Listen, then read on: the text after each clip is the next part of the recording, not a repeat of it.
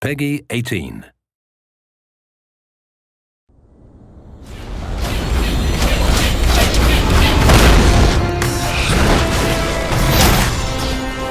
There's nothing better than encountering a monster and just having a hell of a time trying to kill it. And you finally triumph and you have that sense of accomplishment. You know, there may be 10 ways to defeat this enemy. One way is the best, and you figuring that out is what makes that exciting.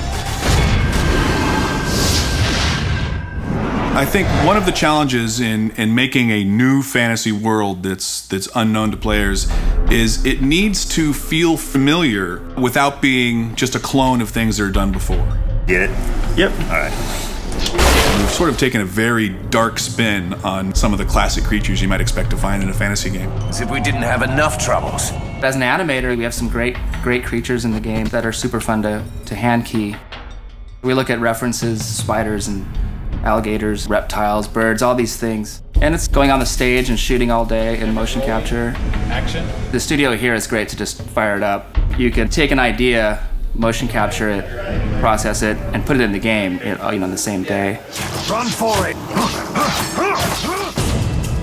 We're trying to give the player an experience of wanting to move through the areas and kill all the creatures that are stopping them, not just for the sake of killing the creatures, but to find out what's going on. Somebody please, help me! We have a core creature, which is the Wargar. Their race is kind of what was underneath this town. And somehow they got perverted. Something happened.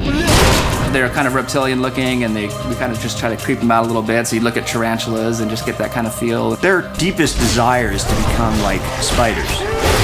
As you fight them, you start to see more and more strange variations on them until eventually you come upon an infected.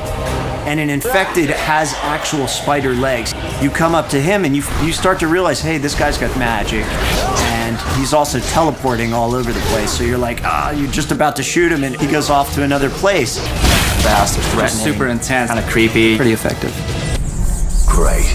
More bugs. I like the Minotaur, because they charge the crap out of you. They're powerful figures. They have big chests and arms, but their heads are a little emaciated, and they have some twisted, vicious-looking horns.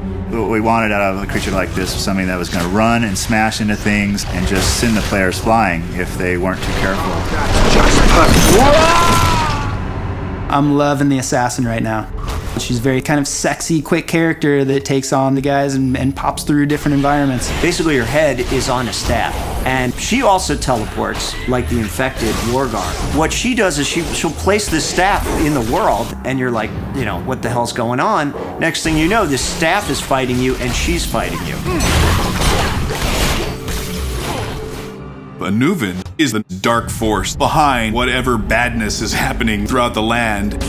But it's not clear at all what it is that he's really up to.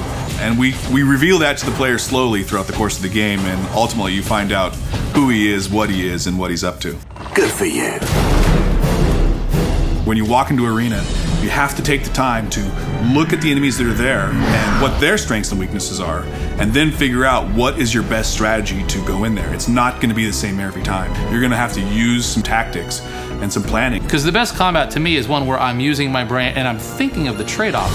Action, chaos, then you take a breather and you get a story moment, and then it leads you on your path. I think overall it's just this really rich experience. It's a great world to delve into.